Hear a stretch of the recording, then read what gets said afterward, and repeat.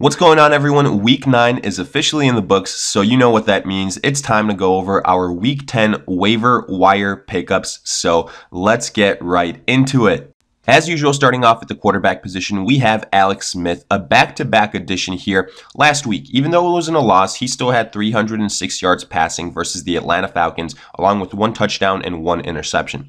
Obviously, we would like to see those touchdown numbers higher, but who else better to see that against than the Tampa Bay Buccaneers, who are next up for the Washington Redskins in Week 10. And look, looking at the Tampa Bay Buccaneers, that defense has been getting exposed week in and week out by opposing quarterbacks. This last week, it was against Cam. Before that, Andy Dalton. The list goes on and on. So for that reason, I like Alex Smith. Look, even though Paul Richardson will be absent in that game, I still think Smith has more than enough weapons to go ahead and hang at least 30 points on the Tampa Bay Bucs. To me, Alex Smith this week is a top 10 fantasy quarterback.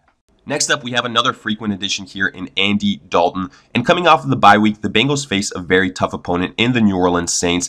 The bit of good news is this game will be in Cincinnati as opposed to having to travel to New Orleans, a much tougher environment to play in. Now, the big concern here, I would say, is obviously the absence of A.J. Green in this game, the top target for Andy Dalton. So this means a couple things. First and foremost, obviously, a lot more targets for guys like Tyler Boyd, John Ross, C.J. Uzomah, and Joe Mixon. But maybe even more so interesting is how will defensive coverages change with A.J. Green off of the field? Will those passing opportunities still be as plentiful with him in there versus him out there? Now, personally, I do think the Bengals are a good enough offense where they still have enough playmakers to put up a good amount of points versus the Saints, who are a team that, even though I expect them to win this game, I also think that they will be giving up a good amount of points in this game, between 20 to 30 points.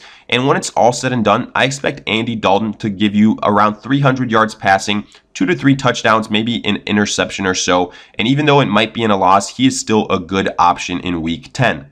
Moving on here, we have a trio of quarterbacks that would fall under the category of bigger risks for Week 10. But as far as matchups go, they should be guys that you pay attention to. First, we have Nick Mullens of the 49ers, then Eli Manning, and then finally Sam Darnold of the Jets. Starting off with Mullens, he had 262 yards passing and 3 touchdowns in a victory versus the Raiders.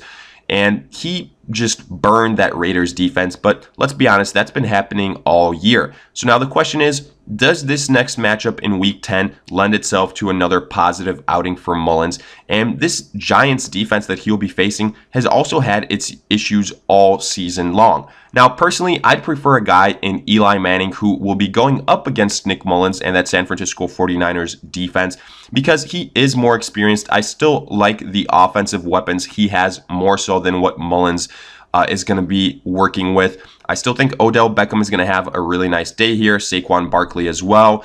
Evan Ingram, Sterling Shepard. The list goes on. And ultimately, even though Eli Manning has been having a horrible season and the Giants have been having a horrible season as well, matchup-wise, this one isn't a bad one. And then finally, Sam Darnold, who had, by all accounts, an atrocious performance versus the Miami Dolphins. 229 yards passing, 4 interceptions, 0 touchdowns. But guess what? The Jets get the Buffalo Bills at home.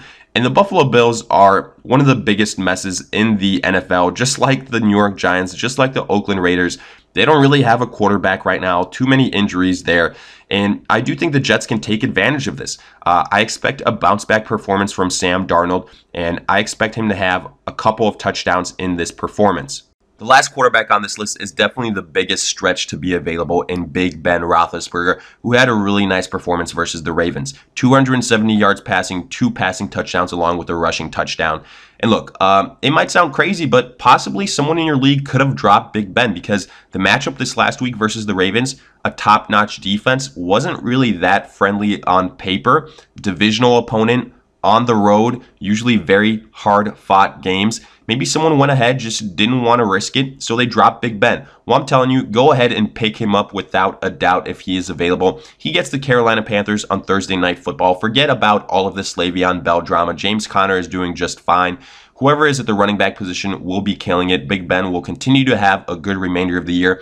But the big thing I want to point out here, if a guy like Big Ben is available, add him up, primarily because if you start looking forward to, at this point, some playoff matchups, weeks 14, 15 through 16, Big Ben has a great playoff schedule in terms of defensive opponents. He is in the category of guys like Andy Dalton that I really like during that time period, along with guys like Phillip Rivers. If any of those are available, not bad options to go ahead and stash for that playoff run. Getting to our wide receivers, we start with Marquez Valdes-Scantling of the Green Bay Packers, and this is the guy that I'm most excited about in this category. He had 3 receptions for 101 yards versus the New England Patriots. Look, I realize it was only 3 receptions. He did most of his damage on 1 drive, but when you consider the fact that Geronimo Allison dealing with an injury that could put him out for the rest of the season, Randall Cobb has been injured on and off all season, hasn't looked as good as we would like, and then obviously Davante Adams is the go-to guy for Aaron Rodgers, but wide receiver 2, that position is very much so open for MVS, and similar to other teams like the New England Patriots, like the Minnesota Vikings, like the New Orleans Saints, if you can go ahead and invest stock in a wide receiver number 2 for an offense that's this explosive with a guy like Aaron Rodgers, I would absolutely do so. I think MVS is going to be trending upwards this week and towards the end of the season. The Packers are going to have to air it out a bunch if they want to go ahead and have chances to catch up to the Bears and to the Vikings in this division. They're going to have to put up points, and that's going to mean more likely than not that Rodgers is going to have to go ahead and pass it like crazy. Davante Adams is obviously a stud, but MVS, I think, is the next guy up in that Green Bay offense, and not a bad matchup this week at home versus the Miami Dolphins, who are likely going to be with Brock Osweiler yet again. Next, we have John Ross of the Cincinnati Bengals. And look, obviously this is a direct result of the AJ Green absence for this week, and very much so for the following week afterwards. Now, I do think Tyler Boyd will be the main beneficiary of AJ Green's absence, but John Ross, who the reports are he is finally back healthy, he should be wide receiver number 2 behind Tyler Boyd. He's got that speed. We've seen some success for him earlier on in the season. He has that big play potential. And this week versus the New Orleans Saints, the Bengals are going to definitely need that big play potential wherever they can get it. And even if it might be on just 3 or 4 catches, John Ross is a prime candidate to go ahead and get you one of those long completions, possibly a long touchdown. I like him as a flyer at the flex position this week.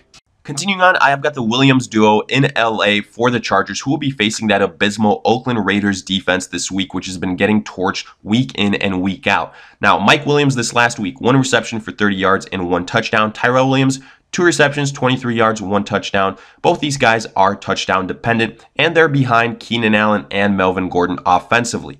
But in this matchup, which must have Phillip Rivers completely salivating, I think both Mike and Tyrell Williams will get their opportunities. And personally, I would tend to lean more towards Tyrell Williams. I think he's got more of that big play potential. But regardless, look, even though on the surface this might be risky because these are options pretty much 3 and 4 on the Chargers offense, when you go ahead and account for the fact that they will be going up against the Raiders defense, it's a risk that I'm willing to take, and one that I think will pay off with probably a touchdown for both of these guys, similar to what we saw with the Seattle matchup last week. Lastly, I've got my final duo here of teammates in Maurice Harris and Josh Doctson of the Redskins, who will be facing the Tampa Bay Buccaneers. And similar to the Williams duo in LA, this is all about the matchup defensively. Now, it does help out in this situation. Paul Richardson was ruled out for the remainder of the season, so more opportunities will be available for Harris and for Doctson. Now, also, look, Jamison Crowder, while he has been absent, Maurice Harris has filled in for him in the slot. So to me, automatically Harris is a guy that in PPR options, I'd be willing to go ahead and take more of a chance on. He blew up this last week, 10 receptions for 124 yards. And then Josh Doctson this last week versus the Falcons, 3 receptions, 31 yards, and 1 touchdown. Personally, standard leagues, I'm looking at Josh Doctson and, like I said, Harris in those PPR leagues with an asterisk that if Jamison Crowder does return, he probably will take a hit in terms of targets. But for the time being, this is a great matchup. I expect the Redskins to put up a bunch of points on the Tampa Bay Buccaneers, and I am looking at both Harris and Doctson this week. Next up, we look at our running backs, and even though it's not a long list regardless, we start with Mike Davis of Seattle, who had 15 carries for 62 yards and then 7 receptions for 45 yards as well. Now, obviously, this was after Chris Carson left that game versus the Chargers, but look, we've seen it time in and time out. When Chris Carson isn't available, Mike Davis is the unquestioned next man up, and he usually delivers in a big way in those situations. Now, again, this has an asterisk next to it because if Chris Carson is available, Mike Davis won't be as an attractive option. Reports are that Carson is day-to-day, and we'll get an update on his status later on in the week around Wednesday or Thursday. But for the time being, if you are a Chris Carson owner, I'd definitely go ahead and add Mike Davis. The matchup this week versus the Rams in LA, it's going to be a tough one. And the Rams are going to be pissed by all accounts that they got their first loss of the season. So I wouldn't be surprised if Seattle finds themselves on the losing end of this contest. I don't think it'll be as close as their first matchup of the year. But in order to hang tough, or at least try to hang tough, they're going to need all offensive weapons. And Mike Davis, I think, will be another guy that should be in store for a big day in Week 10, especially more so if Chris Carson isn't available. Then the second and final running back on this list, Duke Johnson, who had a heck of a performance this week versus the Kansas City Chiefs. 9 receptions, 78 yards, 2 touchdowns, and he did the majority of his damage as a pass catcher. Nick Chubb owns that role as the primary rusher of the football.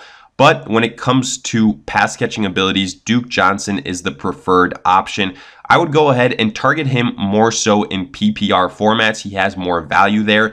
And this week, again, similar to the contest versus the Kansas City Chiefs, the Browns get the Atlanta Falcons. So what does that mean? Well, they're going to have to keep pace with a very high octane offense. And Duke Johnson will get his opportunities. So again, as a flex play, if you need running back help and Duke Johnson is available, I'd go ahead and take a shot on him. Getting to our tight ends, we start with CJ Uzomah of the Cincinnati Bengals. And look, undoubtedly so, you're probably noticing a trend here. I am high on the Bengals playmakers this week. Obviously, first and foremost, AJ Green will be absent, so that means more targets will be available for these guys. And then the New Orleans Saints matchup, I think it lends itself to being a high-scoring affair, so more opportunities as well there. Now, with CJ Uzomah, I like him going forward the rest of the season. If someone went ahead and dropped him, again, because of that bye week situation for the Bengals, I'd go ahead and pick him up, especially in a year where the tight end play has been very subpar outside of the top-notch guys. The second and final name on this tight end list, Vernon Davis of the Washington Redskins. He gets that extremely likable matchup versus the Tampa Bay Bucks defense. This last week versus the Falcons, 5 receptions for 62 yards. And yes, having Vernon Davis here does signal that I'm ready to go ahead and move on from Jordan Reed. At this point, I think Vernon Davis has been outplaying him steadily for several weeks now. That connection between Davis and Alex Smith has always been there. I think it'll continue to be there. Jordan Reed just isn't getting the looks for some reason. I think he has all the skills in the world, but whether it's because, he is not a favorite of Alex Smith or he just doesn't fit with what the Redskins want to do offensively, I'm not sure. But to me, Vernon Davis has been the guy to own as the tight end option number 1 for the Redskins. And I expect him to have another big day, not only because he's facing the Bucks, but again, because Paul Richardson will be out for the remainder of the season. Increased targets from that perspective. And finally, we get to our defenses. We kick it off with the New York Jets, who get a home game versus the Buffalo Bills. We all saw what the Buffalo Bills did offensively versus the Chicago Bears this last week. Now, I'm not comparing the Jets' defense to that of the Bears, but heck, there's a reason we've been picking on the Bills' offense this entire year, and it's pretty much paid itself forward because for the most part, we have had great performances defensively in those matchups. Now, again, if Nathan Peterman plays again, I love this matchup even more so. That guy just can't go a game without throwing an interception. Honestly, whoever's at quarterback, I think all those guys are nicked up to some extent at this point. I'm riding with the Jets at home this week. Next, I have got the LA Chargers, who face another struggling team all around in the Oakland Raiders. We saw what the San Francisco 49ers did against the Oakland Raiders. I think by all accounts, the Chargers are a better team. I think they've got more talent defensively, and they know this team quite well. So I expect this to go in favor of the LA Chargers. I think right now the Raiders are in that category with the Buffalo Bills again. They're just a team that we unfortunately are going to be picking on, but until they show us otherwise, I say continue to go ahead and do so, and I expect around a 10-point performance from the Chargers this week. The third and final defense I've got for you guys is the Green Bay Packers, who host the Miami Dolphins this week. Now, versus the New England Patriots, I do think the Packers got embarrassed a little bit. So, in my opinion, it's time for a bounce-back performance and a statement win for the Green Bay Packers. Unfortunately so, it's Miami's turn to travel to Lambeau Field, where that is a tough environment to play in. And especially so if it's Brock Osweiler running the show. I think week in and week out, his performance has been declining a little bit.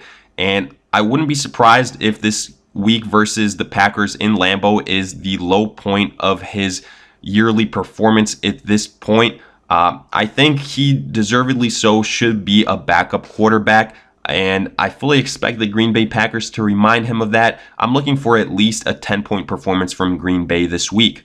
So with that, we wrap up our waiver wire targets for week 10. And as usual, make sure to let me know what you guys thought in the comment section. Are there guys that you would include, guys that you don't like on this list? And also, any other questions you guys might have, let me hear them. I will do my best to answer them. And as always, if you enjoyed, make sure to like, subscribe, and I'll see you guys in future videos.